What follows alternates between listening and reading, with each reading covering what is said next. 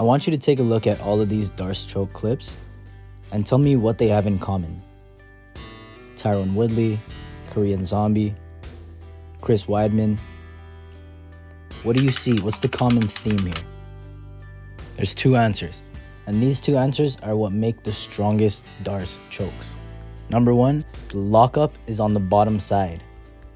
Now this configuration with the lockup being on the bottom is ideal when we're looking to finish Darces. It gives us the most amount of leverage, the most amount of pressure. We have gravity on our side, and it puts our forearm in perfect position so that when we start to wrench up that elbow, our forearm just is flush with their carotid artery. So number one thing that all these amazing Darce chokes had in common is that the lockup was on the bottom side. Now you can still finish with the lockup on the top side, but it's much harder. Ideally, if your lockup is on the top, you want to keep following the Darce all the way through until you can eventually come to top position yourself and drop on the hip and keep that lockup on the bottom.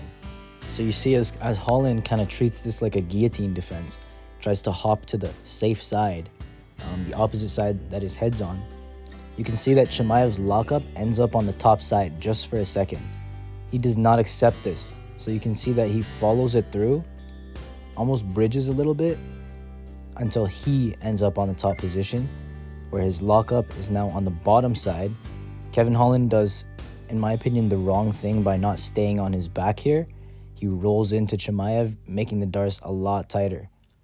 Now you can see Chimaev has his hips sprawled the wrong way, but right there, he switches it and it gets much tighter. And there's the tap. You cannot, when someone has a good Darce, it's just like, you cannot survive in that shit. If it's on and they're ripping it, you got a few seconds before you go out. Now the second common theme here with all of the best Darces is that the victim is always on their side. So every clip I've showed you, if you want to go back and look, the person that's being Darced is always on their side. They're never on their back, and they're never like belly down or in turtle. Anytime one of them is in turtle, you can see that the attacker actively takes measures to drop them to their side, usually using the 3/4 Nelson. So you see that specifically in the Chimaev clip, and you see that in the Korean Zombie clip, because in both of those, they start from the turtle. So now we get into the Oliveira clip, Oliveira versus Tsarukyan. And this is exactly where he messed up on these two key factors. So you can see Charles, at first he's trying to apply this. You can see he's playing with an elbow-to-elbow grip. This gives him versatility. You can see at any time he's able to transition to a Darce or an anaconda because both his hands are really deep. The Darce is very close, whereas the anaconda is just like one adjustment away. So by playing elbow to elbow, he's keeping both options very wide open. And it's allowing Tsarukyan to kind of choose how he wants to die, if you will. The one thing he doesn't have with this elbow to elbow grip is the ability to guillotine. Anyways, just like we talked about, Charles looks to flip Arman to the side before locking up his Darce. You can see now he reaches deep. And watch the slick little pass off that he has to do to get his lock up here for the Darce. So watch how he passes his arm off. He basically just flares his elbow a little to make space so he can pop his arm through and grab his bicep. Now you can tell that Tsarukyan was hip to this Darce because he's holding on to Charles's left hand.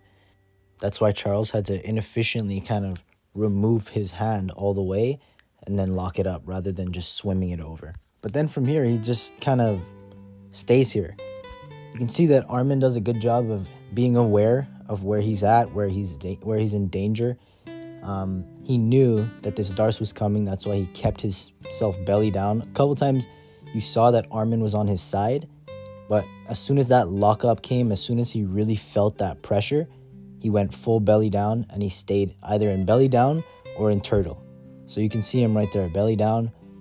When someone has a Darce on you and you're belly down, most of the time you can survive it, even in turtle. But the thing is, when they go to turtle, you as the attacker should be looking to aggressively be flipping them onto their side. What did we talk about before? What are the two things we want?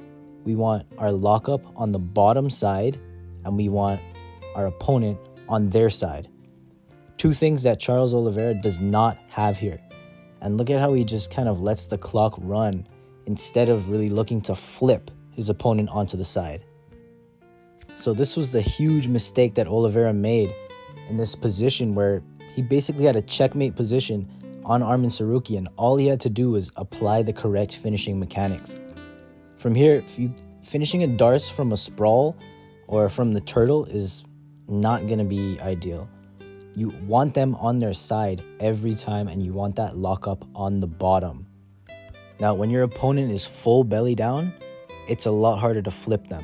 But when they're in turtle, I mean, you can get it almost every time. Even if they're bigger than you, if you just pull your elbows in, 99% of the time they'll flip. You can see Charles thought he won. I'm sure that's why he just kind of decided to hang there and finish the round like that. But bad choice there.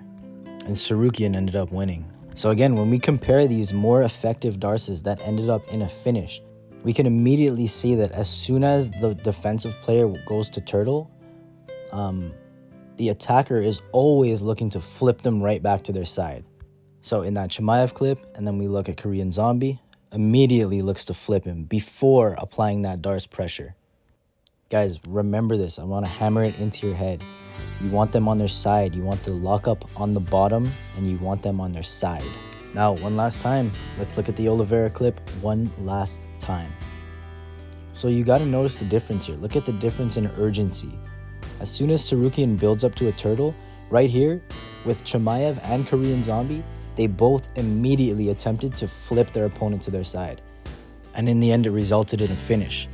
But when we look at the Charles clip, he does not make any effort to flip Tsarukyan to his side.